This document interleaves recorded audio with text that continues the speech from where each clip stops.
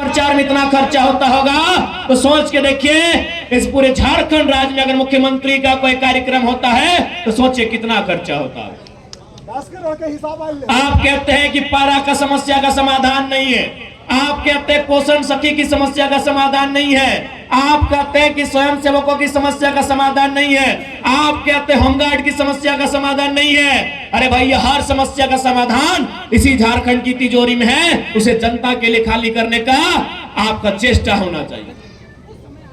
आज बड़ा दुर्भाग्य की बात है कि आज इस ग्राउंड में जब हम लोग का सभा होने वाला था, सुनने में आया यहाँ के लाडले, यहाँ के दुलारे सोनू मोनू, आदरणीय बड़े भाई श्री सुदीप सोनू जी, आपसे हमारी वैचारिक लड़ाई है। याद रखिएगा, आपसे हमारी व्यक्तिगत लड़ाई नहीं है। ये बहुत ही संकीर्ण मानसिकता के लोग हैं आप, कि आज 1 महीना पहले हम लोग परमिशन के लिए अनुमति मांग रहे हैं। मैं जिला प्रशासन तक ये संदेश देना चाहूंगा, क्योंकि आप लोग IAS IPS लोग हैं, आप संविधान की शपथ लेते हैं। भैया, ये कौन सा संविधान, ये कौन सा लोकतंत्र कि आज बताइए इसी झंडा मैदान में मुख्यमंत्री का प्रोग्राम होता है, लेकिन आज हम लोग 6 महीना से झंडा मैदान में परमिशन मांग रहे हैं, अब दे नहीं रहे। बताइए कौन सा लोकतांत्रिक व्यवस्था है, बताइए कौन सा व्यवस्था है। आज गिरिडीह के वर्तमान विधायक डरते हैं और जो लोग उनकी आलोचना करते हैं, सुने पीठ के साथ वो केस कर दिया जाता है। तो मैं जिला प्रशासन से निवेदन करूंगा, अरे झूठ मूठ का केस क्यों करते हैं भैया? केंद्र के खिलाफ जाना देशद्रोह है, तो राज्य के खिलाफ जाना राजद्रोह है। आप कुछ बड़ा केस कीजिए और हम लोग को इतना बुरा केस कीजिए कि जिंदगी हम लोग को नरक ही बना दीजिए। आपको अगर तसल्ली मिले वही काम कीजिए। आप यहाँ करते हैं, ताज्जुब होता है कि आप किनके इशारों पे काम करते हैं। अरे IAS IPS लोग मिनिमम ग्रेजुएशन होते हैं और ये झारखंड सरकार के 5वीं क्लास मंत्रियों की बात सुनते हैं, ये दुर्भाग्य का विषय है। अभी उनका गलत बात सुनते हैं, उनका गलत बात सुनते हैं। ठीक है, वो सरकार में है, सरकार का बात मानना कार्यपालिका का मतलब होता है, कार्यपालिका का नियम होता है, लेकिन आप एक विधायक के कहने पर पीरटार के दर्जनों छात्रों पर केस सिर्फ इसलिए करते हैं क्योंकि उनके खिलाफ बात करते हैं। आज ये लोग लोकतंत्र की बात करते हैं, क्या इन्हें मालूम है लोकतंत्र क्या है? लोकतंत्र में आलोचना का क्या स्थान है? मैं आपको बताना चाहूंगा। इस देश के पहले प्रधानमंत्री माननीय पंडित जवाहरलाल नेहरू, उनका जन्मदिन था। उनके जन्मदिन पर पूरे देश से कवियों को निमंत्रण दिया गया था। उस कवियों की भीड़ में एक नौजवान नागार्जुन भी था। नागार्जुन ने क्या कहा था पता है? पंडित नेहरू के सामने कहा था कि वतन बेचकर नेहरू फूले नहीं समाते हैं। नागार्जुन ने कहा था कि वतन बेचकर पंडित नेहरू फूले नहीं समाते हैं, फिर भी गांधी की समाधि पर शीश नवाने जाते हैं, शीश नवाने जाते हैं। और पंडित नेहरू ने सुना, इसे लोकतंत्र कहते हैं। और सुदीप सोनू आलोचना सुन नहीं पाते हैं, अपने आप को विधायक कहते हैं, शर्माना चाहिए। अरे देश के प्रधानमंत्री ने आलोचना सुना, एक नौजवान के शायर को सुना, अभी कब? बर्थडे के दिन सुना, अपने जन्मदिन में सुना कि वतन बेचकर पंडित नेहरू फूले नहीं समाते हैं, गांधी जी के समाधि पर शीश नवाने जाते हैं। और आज ये सुदीप सोनू आलोचना नहीं सुनना चाहते हैं और अपने आप को विधायक कहते हैं, अपने आप को लोकतंत्र का प्रहरी करते हैं, शर्माना चाहिए। यही नहीं, केवल बर्थडे में नहीं, पंडित नेहरू ने सदन में भी आलोचना सुना था। उस समय कवि कुल के श्रेष्ठ रामधारी सिंह दिनकर राज्यसभा के सांसद थे। भारत चाइना से 1962 में पिट चुका था और राज्यसभा में और कांग्रेस के सांसद थे, ऐसा नहीं कि विपक्ष के थे। रामधारी सिंह दिनकर कांग्रेस के राज्यसभा सांसद थे। क्या कहा था पता है? कि रोकने युधिष्ठिर को यहाँ जाने दे, इनको स्वर्ग दे, पर मुझको लौटा दे गांडीव गदा अर्जुन भीम भी। कह दे शंकर से फिर एक बार, करे भारत में मंत्रोच्चार। आज ये सहिष्णुता होती है, ये लोकतंत्र होता है। और आज ये शख्स आलोचना सहन नहीं पाता है, आलोचना सह नहीं पाता है और अपने आप को लोकतंत्र का हिस्सा बताता है, शर्मानी चाहिए। देश के प्रधानमंत्री ने आलोचना सहा है, प्रथम प्रधानमंत्री ने। ना उन्होंने किसी को ईडी भेजा, ना किसी को समन भेजा, ना किसी के यहाँ CBI भेजा। खैर अभी वर्तमान प्रधानमंत्री की आलोचना मत कीजिएगा, नहीं तो आपको पाकिस्तान का टिकट कटवा देंगे। बताइए, क्या यही लोकतंत्र है? क्या आप आलोचना नहीं सह पाएंगे? जो आपकी आलोचना करेंगे, जो आपसे सवाल करेंगे, जो अपने अधिकार की बात करेंगे, आप उन पर केस करेंगे।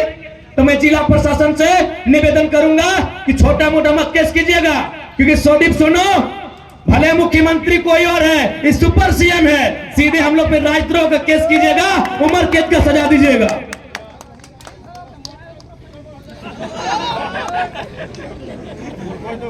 मैं जिला प्रशासन से निवेदन करूंगा, क्या झूठ मूठ का केस करते हैं, 107 करते हैं, 353 करते हैं। अरे कोई ऐसा मुकदमा कीजिए जो हम लोग को सीधे उम्र कैद की सजा हो, उसे हम लोग स्वीकार करेंगे। लेकिन फिर भी पीछे नहीं हटेंगे, क्योंकि ये सुदीप सोनू का देश नहीं, ये भगत सिंह का देश है। फांसी भी होगी, पीछे नहीं हटेंगे। बताइए, किस आधार पर नहीं मिला झंडा मैदान में कार्यक्रम, किस आधार पर नहीं मिला? ये जिला प्रशासन से पूछना चाहेंगे। क्या वो किसी की बपोती है? यदि लोकतांत्रिक भारत है तो झंडा मैदान में हमारे सभा को अनुमति क्यों नहीं मिली? खैर कोई बात नहीं, आपने हमें झंडा मैदान में जगह नहीं दिया ना, आपका हर एक झंडा 2024 में कबाड़ देंगे। विधायक जी याद रखिए, विपक्ष की राजनीति करते हैं, ये पक्ष विपक्ष की राजनीति करते हैं। ये कहते हैं कि हम भारतीय जनता पार्टी के विपक्षी हैं, और आपको जानकारी होना चाहिए ये दोनों साड़ू हैं, ये दोनों साड़ू हैं। सुदीप सोनू और निर्भय शाहबादी, ये दोनों साड़ू हैं। दोनों के कंपनी में, फैक्ट्री में 50-50 का पार्टनरशिप है। ये दोनों साड़ू, ये दोनों साड़ू और झारखंडी बुड़बक, ये दोनों साड़ू है। खाली झूठ मूठ में लोग ड्रामा करता है, इसलिए अब ना यहाँ एनडीए की बात होगी, ना यूपीए की बात होगी, तो झारखंड की माटी में इस मिट्टी को बचाने की बात करेगा, उस पार्टी की बात होगी। दोनों साड़ू है। सुने डीसी का भी योगदान है, अब वर्तमान की पूर्व नहीं मालूम। दोनों साड़ू को डीसी भी सहयोग करते हैं कि कहीं आप लोग अकेले माल हड़प रहे हैं, 2-4 हिस्सा हमें भी दीजिएगा। यही हमारे लोकतंत्र की तस्वीर है आपके साथ। इसलिए आज इन लोगों को सबक सिखाने के लिए, इन लोगों को इनकी औकात बताने के लिए, आप भी सोचते होंगे कि भाई झारखंड में 14 लोकसभा है, जमशेदपुर में आपका डिमांड है, रांची में आपका डिमांड है, धनबाद कोयला नगरी में आपका डिमांड है, आपने गिरिडीह को क्यों चुना? तो मैं बताना चाहूंगा कि दिल्ली लोग एरोप्लेन से जाते हैं, और झारखंड की सबसे ऊंची चोटी का नाम पारसनाथ पहाड़ है, वहीं से छलांग मारेंगे। इसीलिए चुना है, कोई तथ्य है, इसीलिए चुना है पारसनाथ पहाड़ को, कि हम लोग स्टेशन जाने का इरादा नहीं है, मूड भी नहीं है। यही पारसनाथ की चोटी 4480 फीट की ऊंचाई में जो पारसनाथ है, वहीं से दिल्ली जाने की तैयारी है। ये आशीर्वाद और दुआ आपका होना चाहिए, ये संदेश लेकर आए आज। और हम लोग कहना चाहेंगे, यदि गिरिडीह लोकसभा हम लोग फतह करते हैं, जैसा हमें जानकारी है, गिरिडीह लोकसभा में सिर्फ टाउन में केवल सदर में 200 प्लांट है, केवल सदर में 2000 फैक्ट्रियां हैं, और हर एक फैक्ट्रियों में, हर एक प्लांट में यहाँ के विधायक सांसद दोनों को दक्षिणा जाता है, दोनों को चंदा जाता है। हम लोग वचन देते हैं, अगर गिरिडीह फतह करते हैं तो चंदा के धंधा को बंद किया जाएगा और उसे रोजगार का सृजन किया जाएगा। आज बताइए क्या नहीं दिया हमने? आज गिरिडीह में सीसीएल, धनबाद में बीसीसीएल, रामगढ़ में सीसीएल, गोड्डा में एसीएल, रांची में CMPDI, coal India of India. India में जो कोल इंडिया है उसकी 8 यूनिट होती है। सुदीप सोनू जी भी थोड़ा सुन लेंगे, क्योंकि हमको उम्मीद है नहीं जानते हैं। यही तो खासियत है पैसा कमाए कि हम केवल लीडर नहीं है विधायक जी, टीचर भी हैं। वीडियो देख के सीख लीजिएगा, सीख लीजिएगा। और ऐसे भी हमारे भाषण का नकल करते हैं, उनके सहयोगी हमें बताए हैं। विधानसभा के भीतर हमारे भाषण को इन्होंने नकल करके रखा है। अच्छी बात है, बच्चे, इस बच्चे के लिए गर्व की बात है। तो सुनिए, माननीय विधायक जी, क्योंकि हमने कोयला पे बात किया है, गिरिडीह में सीसीएल है। कोयला की 8 यूनिट होती है कोल इंडिया की, BCCL, CCL, ECL, WCL, NCL, MCL, SECL, CMPDI, 8 unit होती है। और दुर्भाग्य का विषय आपको बताएंगे कि 4 यूनिट झारखंड में है, बीसीसीएल झारखंड में, सीसीएल झारखंड में, ईसीएल झारखंड में, सीएमपीडीआई रांची झारखंड में, और हेडक्वार्टर कलकत्ता में है। ये झारखंड का दुर्भाग्य। इसलिए आज कोयलांचल की नगरी में हम यह भी संदेश देंगे कि यदि गिरिडीह संसद के माध्यम से हमारी एंट्री लोकसभा में हुई तो विधानसभा, माफ कीजिएगा, लोकसभा के स्पीकर के सामने, माननीय प्रधानमंत्री जो उस समय होंगे उनके सामने हम सीधा सवाल करेंगे कि यदि कोयला के 4 यूनिट झारखंड में है तो हेडक्वार्टर कलकत्ता में क्या कर रहा है? चलिए झारखंड लेके आइए, झारखंड लेके आइए। हेडक्वार्टर धनबाद होगा, बोकारो होगा, रांची होगा, गिरिडीह होगा, कलकत्ता नहीं होगा। अब अन्याय झारखंड नहीं सहेगा, नहीं सहेगा झारखंड अब अन्याय। बताइए, आप ही बताइए कि हमारी मांग गलत है? 8 यूनिट में 4 यूनिट झारखंड में, हेडक्वार्टर कलकत्ता में। लेकिन दुर्भाग्य देखिए, आज 23 साल के झारखंड में कोई सांसद ऐसा नहीं हुआ जो ये सवाल सदन में करे कि कोयला का हेडक्वार्टर अब कलकत्ता नहीं धनबाद होना चाहिए। कहे सबको हिस्सा जाता है, सबको हिस्सा जाता है। कोयले की काली कमाई में सबका हिस्सा जाता है, इसलिए आज तक किसी ने सवाल नहीं किया। और एक ताज्जुब की बात आपको बताएंगे, दामोदर वैली कॉरपोरेशन, हिंदी में दामोदर घाटी निगम, उसकी परियोजना कहां है पता है?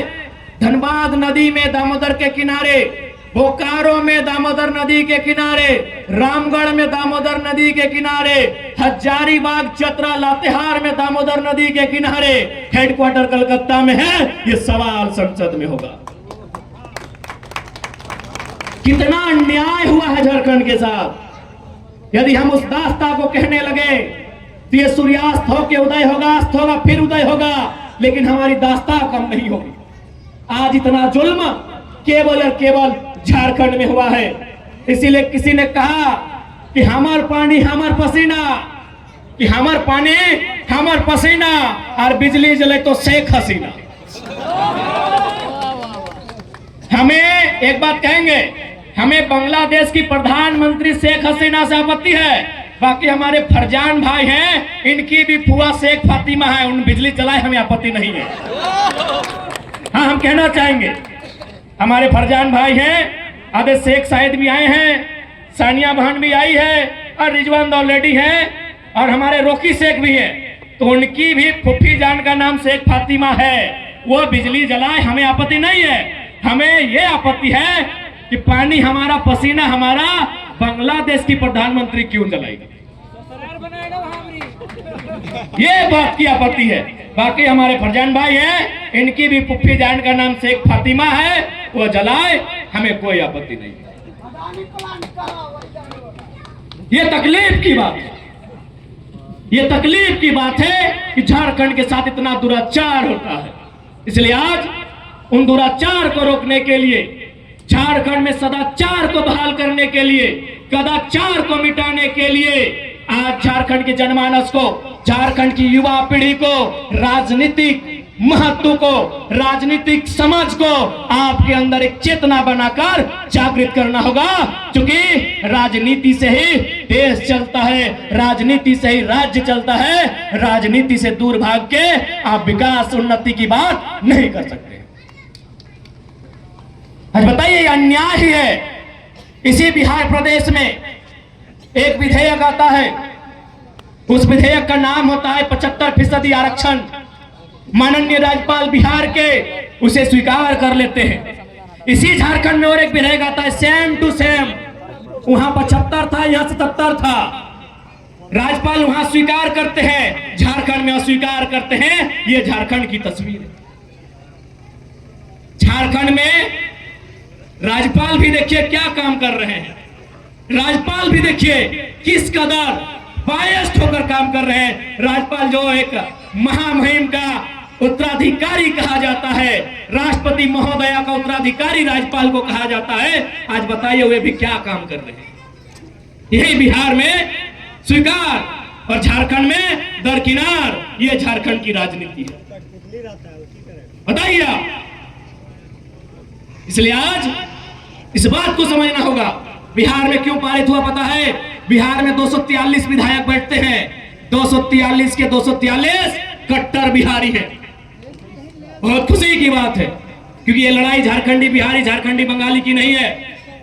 बिहार में ये पारित हुआ, बिहार में 243 विधायक कट्टर बिहार के निवासी हैं। यह झारखंड में आधे गैर झारखंडी हैं और आधे अगर झारखंडी भी हैं तो माटी के प्रति ना उनका प्रेम है, न समर्पण है, केवल लूटने की मंशा है। इसलिए यहां कोई विधायक ठीक से पारित तक नहीं होता। इसलिए आज तमाम नौजवानों को इस राजनीति को बदलना होगा और विश्वास कीजिए, विश्वास कीजिए, जिस दिन नौजवान आई हेट पॉलिटिक्स नहीं, आई लव पॉलिटिक्स कहेंगे, कसम से बदलाव होगा। आज एगो लड़का, साधारण सा लड़का, 2 साल पहले जिसको कोई जानता नहीं था, आज राजनीति में ईमानदारी पूर्वक आया है, समर्पित भाव से आया है और संविधान को पढ़ के आया है। इतना ताकतवर बना है कि गिरिडीह और धनबाद में लोग हिम्मत नहीं कर रहे कैंडिडेट कौन होगा।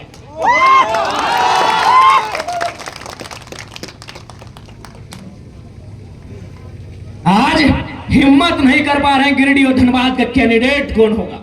एक लड़का, एक 29 साल का लड़का आज दुनिया की, इस विश्व की सबसे बड़ी पार्टी को सोचने पे मजबूर किया है। सोचिए, एक के जगह जिस दिन 1000 नौजवान ऐसे आएंगे, क्या बदलाव राज्य में हो सकता है?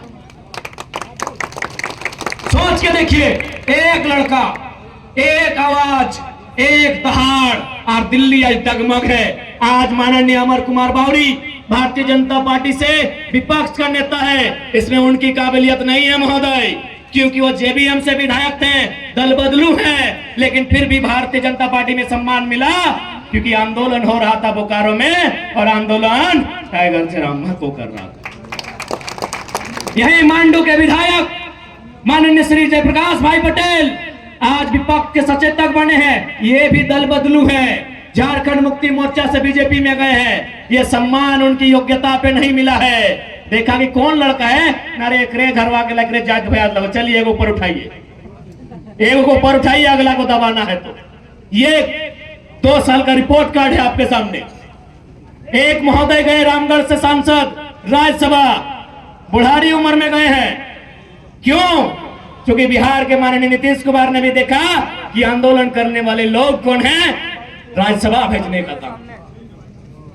एक लड़का आज राज्य में उथल पुथल मचा के रखा है, और शायद हो सकता है कि धनबाद, जिसे पूरे झारखंड की 14 लोकसभा में हॉट सीट कहा जाता है, कोयला का सल्तनत कहा जाता है, उस कोयले की सल्तनत में 1952 में पहला चुनाव हुआ था। शायद 2024 में उम्मीद है पहली बार कोई खतियानी बेटा को नेशनल पार्टी शायद टिकट दे दे। ये उसकी योग्यता नहीं होगी, ये एक लड़के की धाकड़ आवाज का परिणाम है, एक लड़के की आवाज का परिणाम है। एक लड़के की आवाज से आज झारखंड की राजनीति की तस्वीर बदली है। सोच के देखिए, वो संख्या जिस दिन 100 होगी, वो संख्या जिस दिन 1000 होगी, वो जिस दिन संख्या लाख होगी, और खासकर जिस दिन संख्या लाख होगी, अच्छे अच्छों की खाक हो जाएगी। इस बात को याद रखिए। बताइए, दुनिया की सबसे बड़ी पार्टी कितना मेहनत करती है। भले हम भारतीय जनता पार्टी की नीतियों की आलोचना करते हैं और करेंगे, लेकिन इस बात की प्रशंसा कीजिए कि दुनिया की सबसे बड़ी पार्टी, उसको इतना फुर्सत है कि जयराम महतो को वॉच कर रही है, रिपोर्ट भेज रही है कि गिरिडीह धनबाद खबरदार। दुनिया की सबसे बड़ी पार्टी इस लड़के को वॉच कर रही है, पल पल का खबर भेज रही है कि गिरिडीह लोकसभा, धनबाद लोकसभा में खबरदार। यहाँ एक पारसनाथ का मतवाला टाइगर आया है, जो किसी से झुकने वाला नहीं है, वह जब बोलता है सबकी खोल के रख देता है। सोचिए, इसलिए आज नौजवानों,